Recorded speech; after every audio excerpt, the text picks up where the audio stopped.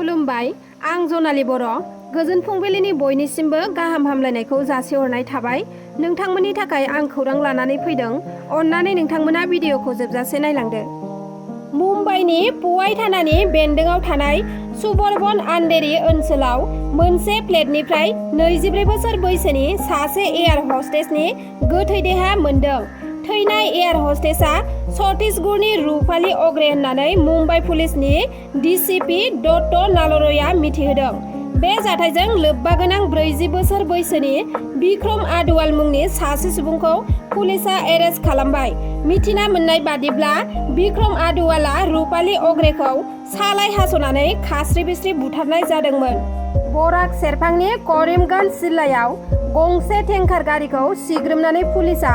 गासै 1420 किल'ग्राम गान्जा बोखांनो हादों त्रिपुरानिफ्राय लांदाङै फैफिननाय गारिखौ पुलिसआ सिग्रोमनायाव गासै 71 पेकेट गान्जा मोननो हादों होननानै करीमगंज पुलिसआ मिथिहोदों दायो पुलिसआ ड्राइभारखौ एरेस्ट खालामनानै नायबिजिरनायखौ जागायजेनबाय होननानै फोरमायथिदों आसामनि गिबि मन्त्रि डक्टर हिमन्त बिश्व शर्माया करीमगंज पुलिसखौ साबायखर बावनायजों लोगोसे बाख्नायदों भाइरेल भिडिअ ओंखारदोंमोन इउपिपिएल हानजानि VCDCनि मासिगिरि सुक्रजयनि दा बे भाइरेल भिडिअनि सायाव बिथाङा बुंनाय बादिब्ला सुप्रिया बेगम मुंनि सासे आइजोआसो गावखौ फासायदोंमोन बिदिब्ला भिडिअआव बिथाङा मा बुंदों नोंथांमोनहा भिडिअखौ जोबजासे नायलांदो दिनै मिडियायाव ओंखारनांगौ जानायनि खारना माने आंनि दिनै हठात माने ससियेल मिडियायाव आइ लाभ बिपिएफ होननाय मोनसे फेसबुक पेजाव आंनि मोनसे भाइरेल भिडिअ खालामबाय थानायखौ आं नुदों जायनि खारनाव आङो दा नैबे मुहूर्तआव आङो बिनि सायाव आं क्लियारिफिकेसन होनो ओंखारदों नंगौ माने जाथाया बियो नंखाय नङा नंगौ खिन्थु जेरैबायदि बुंदों बिसोर ससियेल मिडियायाव बियो टटेलि नंखाय थारमाने दा बेखायनो आङो मिडियानि गेजेरजों बेखौनो बुंनो नागिरदों जे आङो जेन मिडिया नायगिरि बिथांमोननिसिम बे मेसेजआ क्लियारलि थाङो जायनि खारनाव आं बेखौ बुंनो आवगायदों दा बे केसआनो जाहैबाय थांनाय दाखालि 1 तारिखआव बिदिनो सानजौफुनि 2टासो समाव जादों सानजौफुनि 2टायाव थारमाने आं मोनसे न' बानायबाय थादों न'आव आं मोनसे थिंनि दरखार जानायखाय जिहेतु आङो आगोलावबो बे थिंखौ बे बिलासिपारा मोनसे दखाननिफ्राय लाबोनाय जादोंमोन ओमफ्राय ससे सर्टेज जानायनि खारनाव आङो बे थिंखौ लायनो बिलासिपारायाव थांदोंमोन थाग थिग आं जेब्ला बिलासिपारा टाउन सहैयो बेवहाय सासे जोंनिनो क'क्राझार टाउननि साखाथियाव थानाय खोलाहा जयपुर होननाय मोनसे जायगानि सफिया बेगम होननाय सासे मानसिया आंखौ माने जिहेतु आङो पार्टियाव खामानि मावो हिसाबै आंखौ सिनायनानै दंमोन बिथाङा दा बै जेब्ला आङो टाउनाव बिलासिपारा टाउनाव मोनसे दखानाव आंनि स्कुटिखौ दोनथ'नानै गय जानाय समाव बे लोगो मोननायाव आंखौ बुंदों जे सारा अननानै उसुबिदा गैयाबा आंखौ न'सिम लांफानो नामा होननायाव आं बुंदों आरो सिना जाना नालाय बे थांफानो हागोन होननानै बुंदों आङो दा बिदि बुंनायाव जेब्ला आङो स्कुटिखौ दखाननि फारसे मोखां खालामलाङो अब्ला बियो बुंदों जे आं रिलेटिभनि न'आव मोनसे जिनिस बावबोबाय सार अननानै 5 मिनिटसोल' लागोन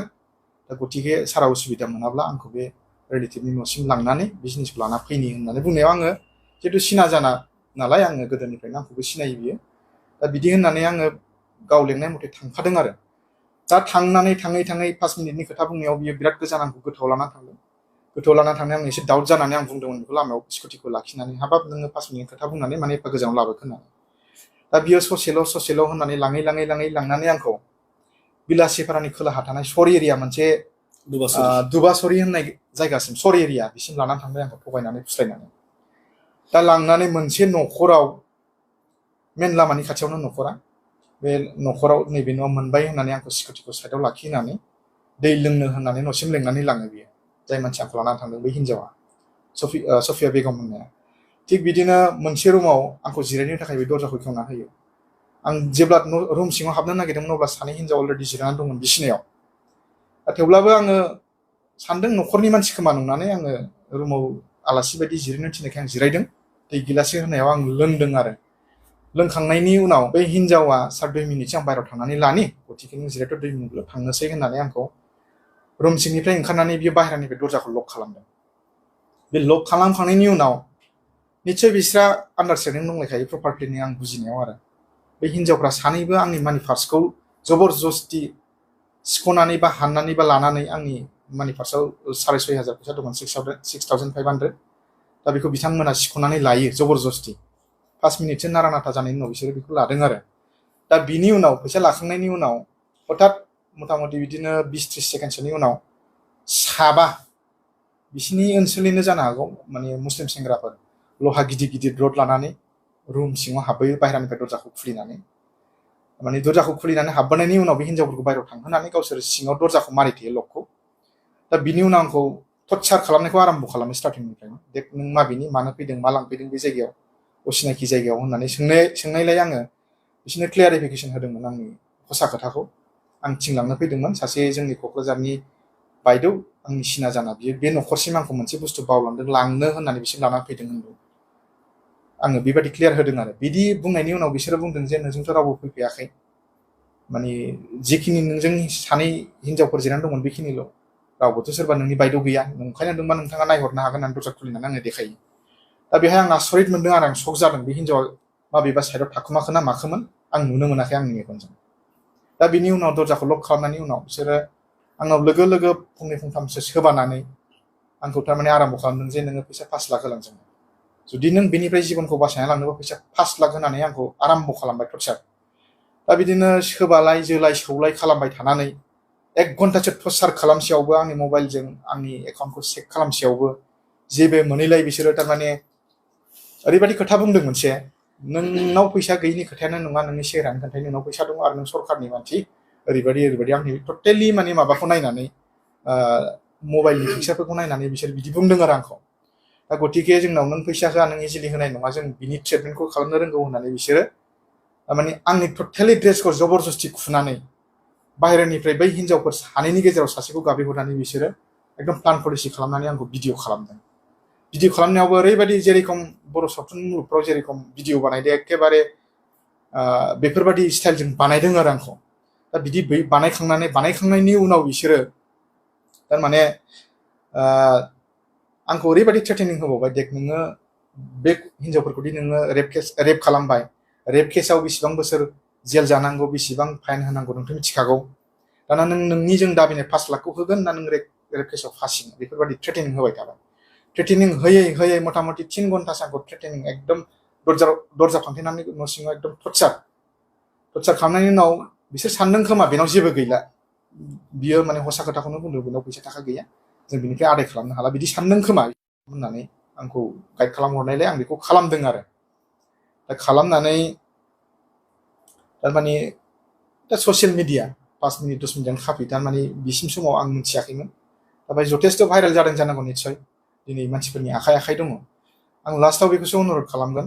माने ससियेल मिडिया नागिरो नोंथांमोनखौ एसे बिजिरनायनि सिगां मोनफ्रोमबो बुस्थुखौ बिदि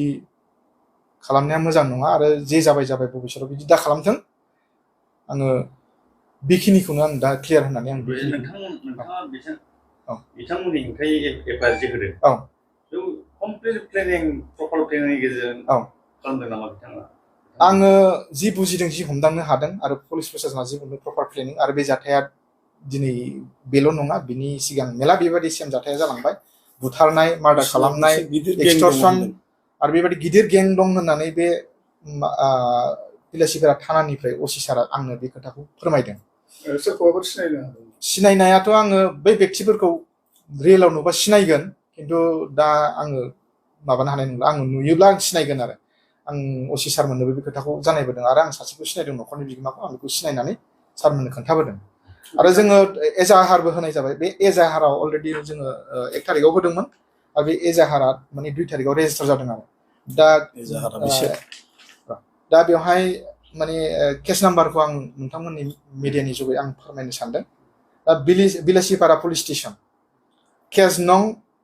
321/23 US dash 120 B